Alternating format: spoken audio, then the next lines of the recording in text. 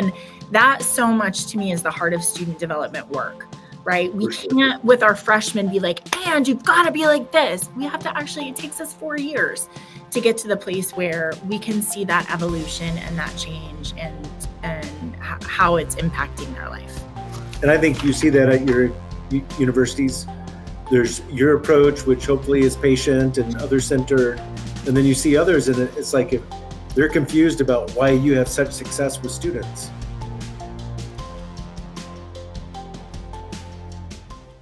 Hello, everybody. Welcome to another episode of Cap and Gown.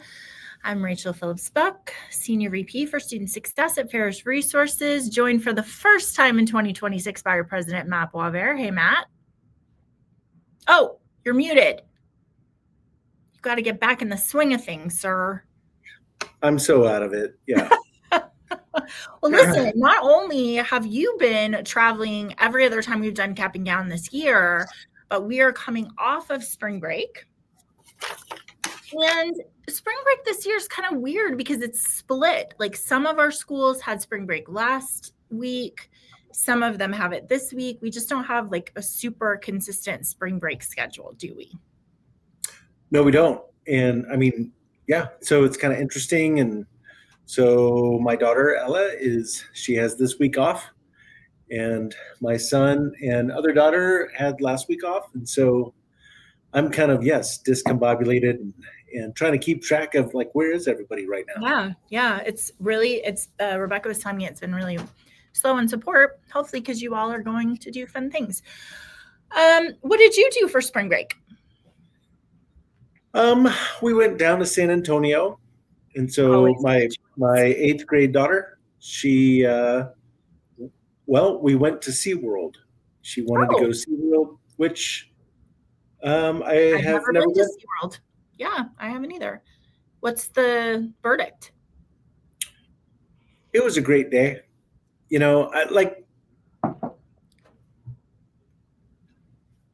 all right, I'll be honest, I was a little hesitant because of the killer whales, and I feel like the way that they had been treated and all of that, and so I didn't really know what to expect. But I feel like SeaWorld's really done a great job of, they've done a great job of educating, when you're in the park, all the ways that they're really focused on conservation and protection. And so cool. I think that there are definitely some things that were like, I don't know when they got started, but definitely 70s and 80s mentality. Yeah. I don't think you can think about zoos too much because they're pretty depressing, just overall, but I'm glad that was fun. Happy St. Patrick's Day. You will notice that you are wearing green. I am not, even though I'm Irish. I totally forgot. To tell my daughter. But I will tell you, for spring break, we went to Savannah, Georgia. 2 things about that. First of all, that town's 140,000 people. It is the 2nd largest Irish population in the United States. So for St. Patrick's Day, the weekend before, they have a parade and like a lot of hoopla. The city it turns into 1 million people. So That's amazing. But I like Savannah. It's really fun. It's fun to go. Is that all you're going to say about it? Yeah, it is amazing. I mean, you think about how my car blew up. Is that what you want me to talk about? Yeah, that happened. You guys, I like a good. Yeah, we're a little bit wheels off today. I'm just going to be honest. Going back from spring break, we're a little bit wheels off. I drove my car 22 hours, 10 minutes away from Savannah. My engine had what the mechanic is calling catastrophic failure, which basically means, no, you're not going to have this car anymore. So Lillian and I had a great time making memories. We will never forget this trip. It was a great trip. That's for sure. Yeah. Well, yeah, that's amazing. I mean, to grow from 140,000 in a typical to 1 million people, because they have a nice beach close by, or? No, they're coming for the St. Patrick's Day festivities. Well, what do they do? It. They have a gigantic parade. You can't listen. I know so much about this. I don't want to bore, I'll tell you afterwards. I got a lot to say about how amazing this is, but they're like very strict. They've got rules about when you can get set up, and they'll come and take your chairs if you set it up to her. Like it's a whole thing. Okay. All right. Let's move on to our main content, which is How to Know a Person by David Brooks. We're reading this.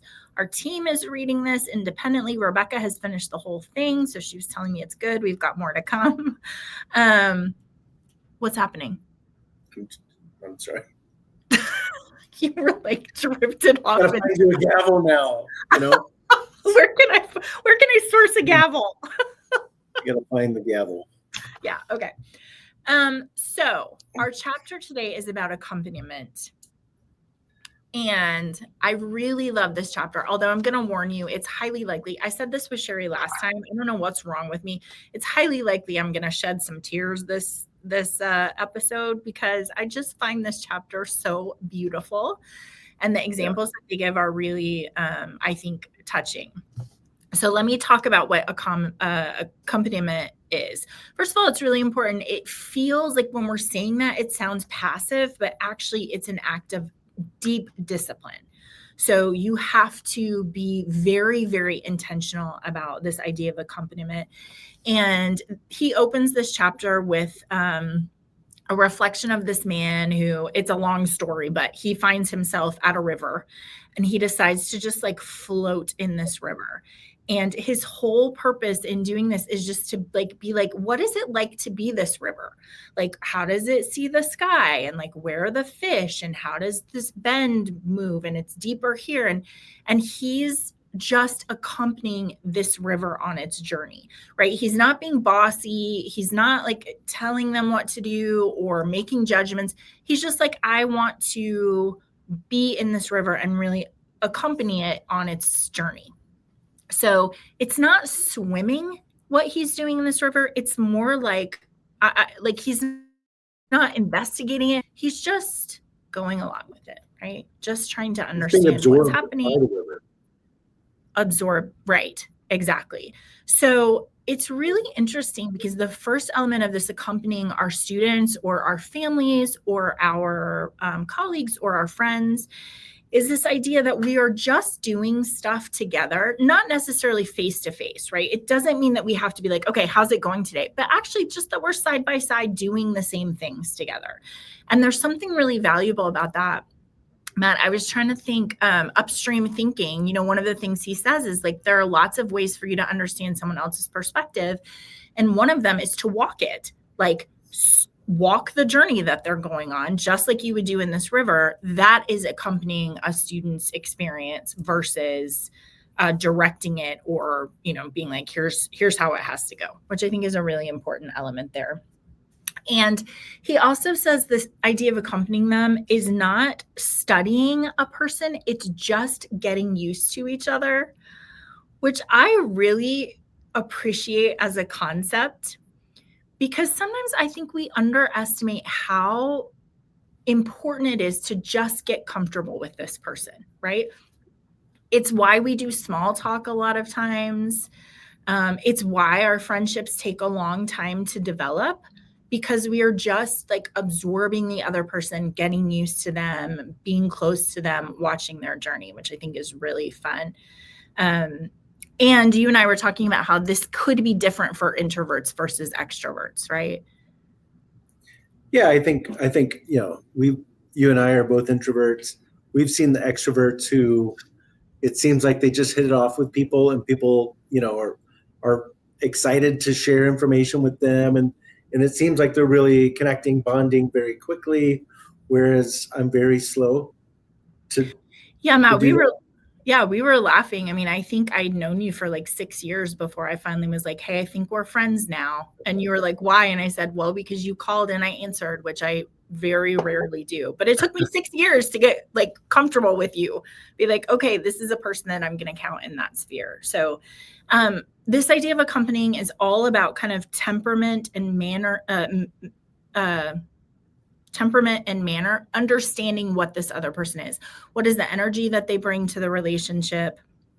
And when we talk about danger brain and connection brain, the start of accompanying someone is all about this really subtle knowledge that you have of a person before you can even start to talk about things that are important. So it's just testing each other's energy and making sure that we have a clear picture of who you are. And Matt, Sherry and I were talking about whether or not you have the face, not you, but one has the face where people feel like they should tell you their whole life story. I have it, she has it. Not everybody does. I don't have it. You should be, yeah, you should be happy that you don't.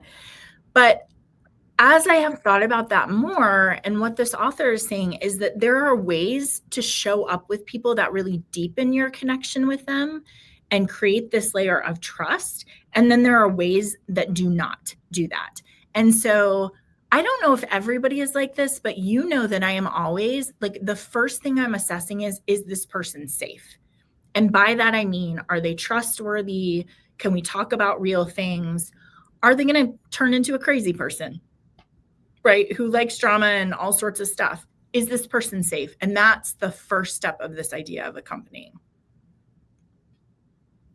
Anything to say about that? No, I think that's interesting. I just took a trip on, I think it's a helpful first step for everyone to understand what their natural inclination is, what it is that they're trying to assess first. So for you, it's like, is this person safe? I'm not sure yet what mine is. Like when I meet a person, what I'm actually assessing. I'm not particularly, for the most part, unless I'm in a weird, unfamiliar place. That's not really the first thing that I'm thinking of. But I definitely am not assessing how we're going to get along and be great friends, right? so, but I think that's a helpful first step, is just thinking like, naturally, these are the things that I need to set aside. So I think as David, the author's talking through, and he's talking about the difference between diminishers and illuminators, and he gave a long list of ways that people are diminishers, or what are the actions or behaviors of diminishers. I think that's a really, like, that's an important first place to look, is like, what are the things that I naturally do that could diminish this engagement with this person versus illuminating it. Yeah, it's funny as you say that, because my perspective on that is I'm very good at not diminishing. What I'm assessing for is, are they a diminisher? Because I don't want to be around you if you are. Not interesting that, like, one is like, how am I doing a good job of being open to this, versus I don't want to be around the kind of energy that is all of those things that he said about a diminisher, like not open, not curious. I'm not very good with people like that. I think it's interesting too. He talks about how important it is to talk about the little things, because if you talk about the little things, it makes talking about the bigger things easier, which I think is so true in higher education. If you think about advising, where you are talking about a lot of little things, you are talking about the schedule and the teacher, and what do you think about this, and what's right, like all these little things. And by way of those little things, you then get to the real things, the meaty things, because you've had patience and talking about these other things. It was one of my favorite things about working with students who weren't sure about their major, is that it feels like we're talking about little things like, what are you good at, and what are you interested in, and what would you like to do? But the truth is, all of that adds up to, what is the meaning of your life, which is a really deep thing. And you have to be very vulnerable to talk to somebody about that. You can't get there unless you have these little conversations, right? That are building trust and making sure that they know, like, I'm on your side. I want to be just a good person to walk alongside of you. So I'm just thinking, Rachel, about this discipline of being right alongside someone, accompanying someone, being absorbed, or around this person, and how important that is. So when we think of in higher ed, just how critical that is for our students to see us do that, right? For sure. And so what that can lead to. So in a way, the author's talking about this in terms of having deeper relationships, like as a friend, or people you can trust, or people to be close to. But in our context of thinking about, in some cases, in a professional role with students, guiding them, being able to take this time to everything that you're saying here, where you are showing them that they're a person, they matter, and you're not trying to boss them. You're not, So when you think about it and advise, so that's where I went, is just thinking about advising and how you're so wired in this professional role that I get paid to boss, or in a professional role of a faculty member, I get paid to teach and tell them what they need to know. And this is not what we're talking about right now. It's actually, it's what you were saying from the State of the Union, of like, there's actually this other piece of the ROI of higher ed actually comes from this part, right? Yeah, for sure. So yeah, he says it is acting in such a way that lets other people be perfectly themselves. Which, Matt, I was thinking about, one of the things we talk about a lot is how you define your job. So if your job is to get the degree plan done, or if your job is to make sure students are going to class, or if your job is to be as efficient as possible, right? If you define it that way, those are all solve things in our funnel. Those are all like, you've skipped identify, you've skipped connect, you've gone straight to here's what we're trying to accomplish. Well, this kind of accompaniment is not solve, it is connect. It's 100%. Getting used to each other, getting comfortable, understanding the other person's energy and needs, and then acting in such a way that they can be perfectly themselves. And we'll talk about this. One of the things he says is patience. And that is the ability to just let people live their lives the way that they do without your meddling with them, which I am very bad at.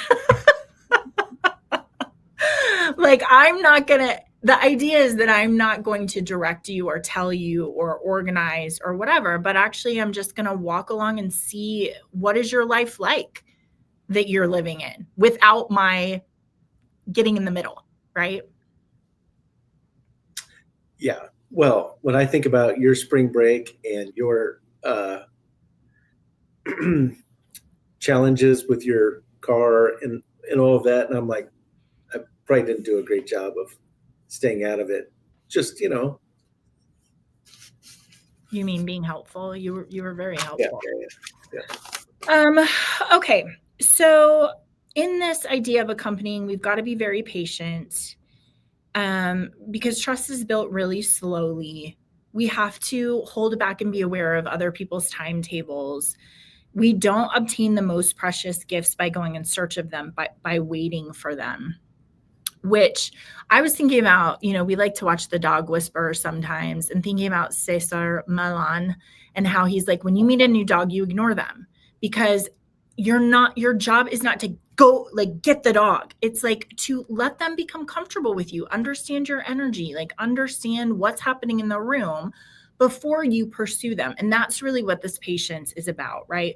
Can you linger with this person without looking at the clock and trying to make it more effective and more efficient?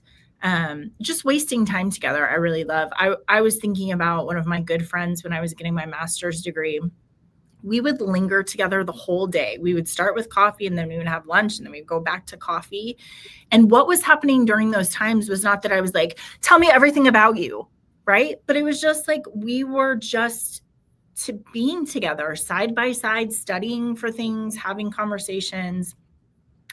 We really were accompanying each other on this journey versus this like very, very targeted, like, okay, what's going on with you, right? Which is impatient. It's actually demanding from people instead of just letting things develop. So I think it's interesting. Okay, let's see. Personal truths resent approaches that are too aggressive, too intense, too impatient. People rightly guard their own psychological space and erect gates that can be passed through only in their good time. I love this, Matt. You and I were talking about this line in the book that says, people have to know that you see their reserve as a form of dignity and their withholding as a sign that they respect themselves. So what you have to communicate to someone else is, you have every right to vet me, to make sure that I am safe, that we are comfortable around each other before I absorb all of these deep personal truths about you. And the idea that what I think and what I feel is very valuable and it's worth waiting for. I don't just throw that out to everybody. I want to find a trusted person in order to accompany me on whatever the journey is. I think is really, it's such a nice way to say it's why oversharers make us nervous, right? Because they're giving us a bunch of stuff that we're like, hey, that's pretty valuable. You don't know me too well yet. Right? Like we just met in this airport. I don't need to know all the things. I want you to really vet me and make sure that I'm trustworthy. Anything to add to that? No. Okay. I do want to read this quote I really love. And then I want us to harken back to what I call the Alaska coffee student. So here's the quote. Whoever wants life must go softly towards life, softly as one would go towards a deer and a fawn that are nestling under a tree. One gesture of violence, one violent assertion of self-will, and life is gone. But with quietness, with an abandon of self-assertion and a fullness of the deep, true self, one can approach another human being and know the delicate best of life, the touch, which I really love. This idea that we go softly towards our students and towards each other. And it reminds me of when we were at the school in Alaska, there was a boy who was like clearly didn't feel like he belonged, was kind of a loner, didn't have a community group. And the woman who was in charge of the tutoring center just watched him over the course of a semester. And she said it started with he would just walk past the tutoring center. She just noticed and then after a while he would kind of stop and look in and then he would leave. And she was so patient. And then one day they had a coffee station. He came in, didn't get coffee, but looked at it and left. Just like this very slow build to finally he came in. And I think the first time he came in, he started pouring coffee and one of the student workers was like, hi, can I help you? And he scared-eyed, put the coffee down and left. And then she didn't see him for a week and she was like, oh no. And then eventually he came back and had a coffee. And then eventually they came to be friends and she could help him through tutoring and coaching and all of that kind of stuff. But her patience to just be like, what I'm trying to convey to you is that I'm a safe person who would like to walk with you on this journey. I'm not going to ambush you until you say to me, I'm comfortable and I'm ready for us to be able to walk along together. I think is such a great example of that. Yeah, I think if we were to step back, we could all think of a student like that who both, students who you maybe approached a little too aggressively and they poofed. But then you have those students where you were careful and how that slowly developed into a good mentoring relationship. And so I think going to this quote and thinking about your students, right, as softly as one would go toward a deer and fawn that are nestling under a tree, right? So yeah. I think that's, when I go for a walk and I see, like a year ago, I was on a walk and saw a huge deer buck that was just right off of the path. And it was I wanted to just walk as slowly as possible so as to not scare them. But to get as close as possible because this was a magnificent animal. Yeah. And if you think about that kind of care, right? That kind of, that desire that you would have to get that close and not be, just not wanting to scare them off, right? Yeah, Matt, I think too aggressive with students. I think it's an interesting caveat to students want to be seen because you can imagine that someone could interpret that as an aggressive being seen, which I will tell you, if I were a student, when I was a student, if I felt like someone was aggressively seeing me, I would have poofed. Right? I would have been like, this is too much and it feels overwhelming. And I don't know you. I don't know why you're saying things about me. I don't know you. So this idea that we want students to be seen, but we also want them to be seen in a way that feels safe for them, not that we call them out and just say like, hey, I see you, but like, let's be careful. Depending on who they are, they need different approaches to that. All right. I was going to tell you a story about that, but now I can't remember what it was. So it must not have been that exciting. It's gone. Okay. The next thing that we talk about with accompanying is that it's very playful, and he defines playful as like just like a very loose manner, relaxed. You're becoming yourself. You actually are able to connect with other people without necessarily trying. Playfulness creates a condition for genuine connections. And he has a great example of how when his son was younger, he's like, I spent hours with this baby into, when he was 1 year old. And we would just play together and we would do things together for hours at a time. And at one point he was like, I know this kid better than I know anyone else on the planet. And they probably know me better than anyone else does. Why? We can't talk to each other, right? Like we're not having deep conversations. We just are spending time together playing. Like I'm bouncing him and we're playing. And you learn about other people in that relaxed space where you can build connections. So I love that idea of playfulness, because I think sometimes people are so serious about the connection that it's actually scary. You know what I mean? Like, hey, your intensity is scary. Can we just like hang around together and play instead of this like very intense, like, tell me who you are, right? And you're like, oh my gosh, settle down a little bit. Matt, you and I have this with our team every Christmas we play Pictionary, which is we all write clues about things that have happened to us over the year, and then we all play Pictionary together. And there's something really beautiful that happens when you're playing together. Just you learn about other people, and you are working together, or you just understand something about a person as you watch them play and as you're playful with them.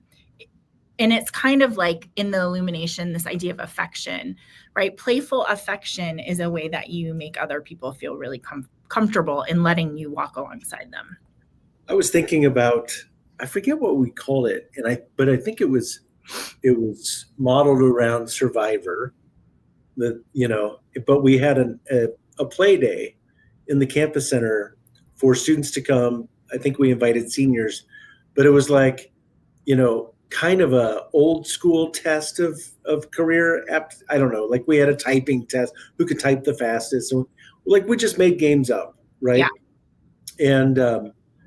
And what that allowed, and of course you remember the purple desk that I painted, mm-hmm. like that I would just like randomly take to places and but the idea, like, how can we show students that we are fun, that it's not just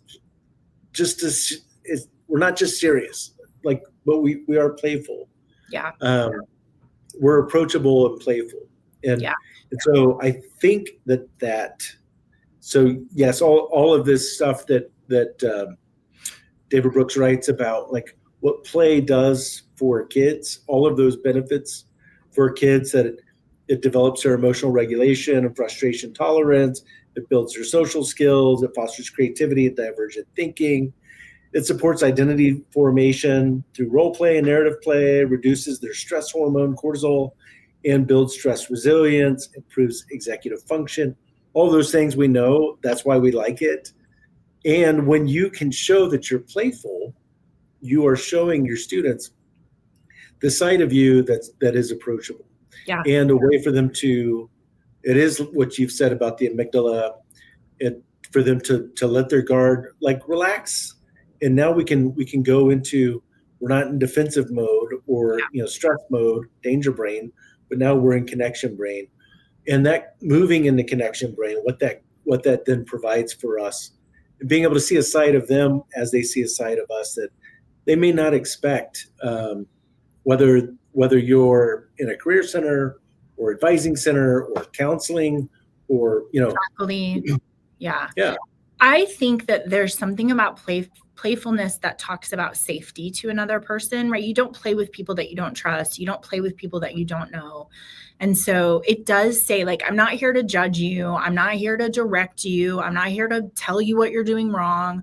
We're actually entering into this together. And there's some vulnerability that I'm showing you in being playful, instead of showing up like very, very stern. Right. So, Matt, I think about, we have the example of the email where the person who I know felt very insecure. And so it was like every time she would sign her email, it'd be like Rachel Phillips Buck, MMFT, LPC, blah, blah, blah, SVP, like all of this stuff. And you're like, that's not playful.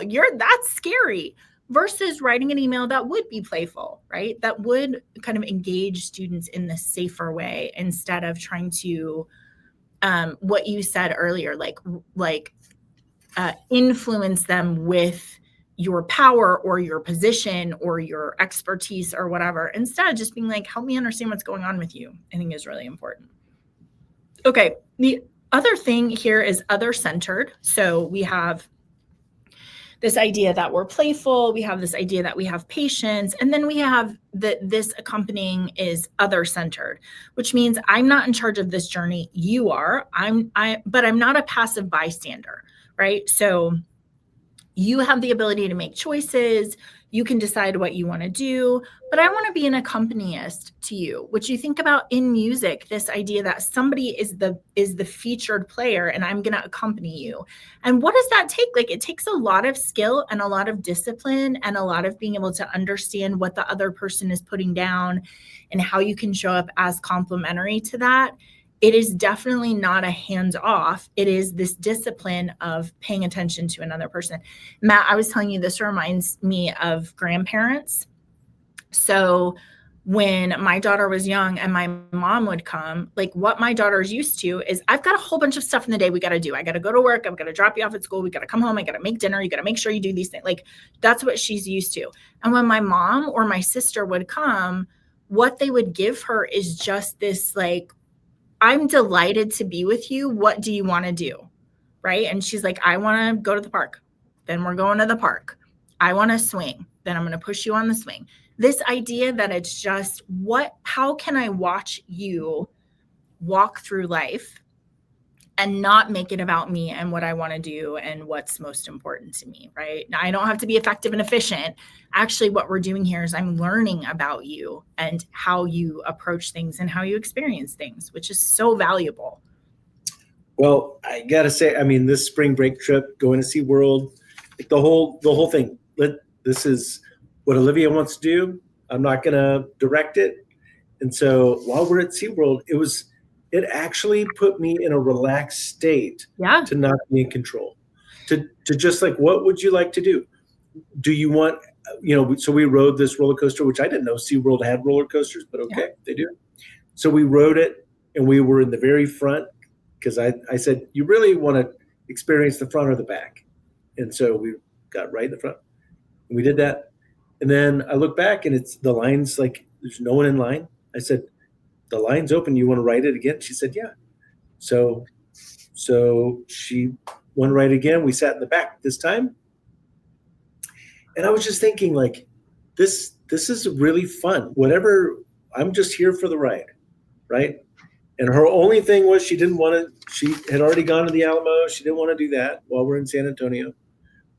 But I was able to slip that. Yeah, it's interesting the discipline it takes to allow that to unfold, right? Because we're so used to being bossy that it takes a lot of discipline to just be like, okay, what he says is you have to let others voluntarily evolve, which is part of that patience piece. We can't force it. We just have to walk with this person as they're making changes and evolving into someone else and how it's impacting their life. And I think you see that at your universities. There's your approach, which hopefully is patient and other-centered. And then you see others, and it's like if they're confused about why you have such success with students. Right. Maybe this is a great book that you could hand to them, be like, hey, this actually does a great job of explaining kind of this, just try it. Just try a more patient, other-centered approach. Yeah, for sure. Okay, the last piece in accompanying is about presence, which I really love. This is just like, hey, you got to show up. And you were saying the examples in the book are like, you should go to the funeral, you should go to the wedding, you should be there when someone is grieving. But you were saying like, you should go to the baseball game, you should go to the basketball game, you should go to graduation, you should go to chapel or the events that you're having. Showing up and having that presence is another way that you communicate. Like, I want to understand what your experience is like. So I really love that. Do you want Yeah, to say you something? know, I've got a collection of videotapes that I got from my parents' house, and one of the videos is actually from my senior dinner, graduating from ACU, and sitting next to a professor who I had for one class, and him being able to talk with my parents and have conversations with them about me, but him showing up and being at that dinner, probably the best part there is that they called my name to be recognized as a student athlete for running track.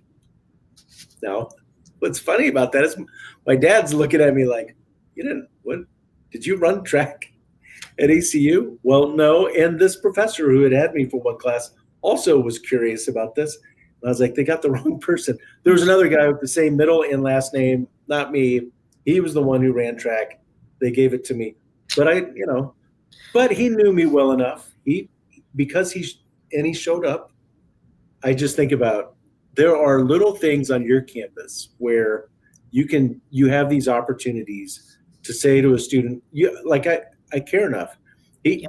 He that was Terry Pope, and like we stayed connected, still are. So Yeah. Well, two examples coming out of the book are one where a faculty member every like early in the semester would have all of the students bring pictures of their family, and then over the course of the semester her husband passed away unexpectedly. And so she was saying at the end of that class, it's going to be very hard for me next semester. Oh, this is one where I'm trying to make it through without crying. It's going to be very hard for me next semester because when we all bring pictures of our family, I'm going to have to bring this picture of my husband, and I'm like stressed about it because it's going to be hard. You're going to have to tell the rest of it. I can't tell it. Did you read yeah, it? so the next year she walks in the class and she knows immediately something's off, something's interesting going on, because this class is way too full. And as she looks around, she sees not only does she have her new class of new students to show and talk about pictures, but she had all of the prior year students from that class. They all came back the next year because they knew it was going to be hard for her. And that yeah, it's powerful. And I was saying, Rachel, a year ago I lost my dad, and I can tell you every one of my friends who came to that funeral. Yeah, for And sure. it's one of those things that I don't know. I think I took those things for granted, until you're in that moment of grief Yeah, and people you just showing realize that, up for oh, you. Yeah. yeah, I was grieving about something recently and it was really interesting. I was telling one of my friends and she just moved close to me and held my hand. And I don't even think she said anything, right? I'm doing a terrible yeah. I job. don't know. Well, the other powerful thing was a woman who was talking about going to her friend's wedding, and she's sitting at a table with all of her friends, and then at the wedding, the father daughter dance, and so her friend who's getting married goes to dance. Well, her father had just passed away, and they'd had this conversation about that loss of like, I'm sorry, I'm not going to be there for you on these special events. And so when she sees her friend dancing with her friend's father, she becomes overwhelmed. She gets up and she leaves and she goes to the bathroom. And when she comes out, all of her table, all of her friends are waiting for her. And what she says is, I don't think anyone said anything to me. They were just there. They hugged me. They gave me their support. Even the boyfriend that I had just barely gotten to know, all of them, though, showed me that I mattered. And so I think this part of presence, this being absorbed by the being in the life of, not trying to change the direction of the river or this person, but being there for and paying attention to. When I think about, just just this past year and the grief and what loss, what that feels like, knowing that you have friends who show up and are right alongside you, Yeah, and all that says a lot about your care for them, for and sure. that's how you're going to have lasting relationships, with your students, with your peers or colleagues, right? Yeah, he talks about it just in terms of being a witness. So he says it's not improvement, neither of the other nor of the self. The ultimate touchstone is witness, the privilege of having been seen by someone, and the equal privilege of being granted the sight of the essence of another. To have walked with them and to have believed in them, sometimes just to have accompanied them for however brief a span on a journey impossible to accomplish alone. Which, Matt, to wrap up this idea, I think about our students and the journey of their journey as a river, right? So it starts in a place and it's going to go all the way through their lives. And we have them for a short amount of time on that river. There's 4 years, maybe one class, maybe 1 year. There's varying times where we get to be part of that story. And what a shame to be in such a rush to accomplish things or be efficient or check a thing off the list. What a shame to be in such a rush that you miss accompanying them for that short amount of time that you have the privilege to do it. And so, part of what I'm saying in higher education is always we come back to our values, we come back to what's important about higher education, what we believe in about student development. I think this is a great way to have the language to remember why we do the work that we do.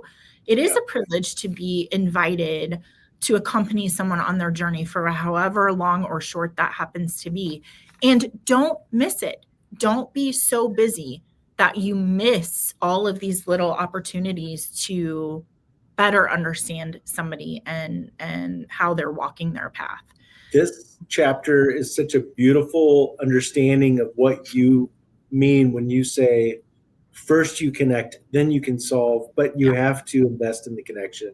This is a beautiful way of really understanding what that can look like, and the visualization there of just like, hey, I mean, I don't know, like, maybe not, I don't know, just we're gonna get in our inner tubes and we're gonna float down this river together. Yeah. And that's kind of beautiful, right? Yeah, for sure. Yeah, for a short amount of time, we have the privilege to be together, so let's not miss it, for sure. And yeah, Rachel, if you play that out, you just think about, like, if you're on the Guadalupe or whatever, and as you're floating, sometimes you hit some white water, occasionally, right? And if you're with this person alongside, like, that shared experience of, like, I'm not trying to tell you how to handle your tube. We're both in this. We're going to experience it together and see how we, react to that, but how much better we are because we're doing this together. Yeah, for sure. I love it. I think this is a great book. Yeah. I think this is a campus, everybody should read everybody should read this and do book club around it, right? We were talking about the trend of, freshmen wanting to live alone. Mm-hmm. So their accommodations, they want a single occupancy room. And I just think, actually, before we agree to that, you have to try this. Just try it. Try connections with other people and see how that feels. Try to be a roommate, Yeah. That's always an adventure, isn't it? All right. Well, we will keep going in this book. I'm really excited because we have it for the full year. So there's a lot more to come on this book. And Matt, I think I'm going to kind of weave it in with this other book, which is all about AI. I think it's a good balance of how we see people deeply, but then also how we can use technology. We don't want it to be scary. We just want to have some good philosophical underpinnings of how we implement AI technology. So more to come. Happy March, happy spring break, everybody, and we'll see you next time. Thanks, Rachel.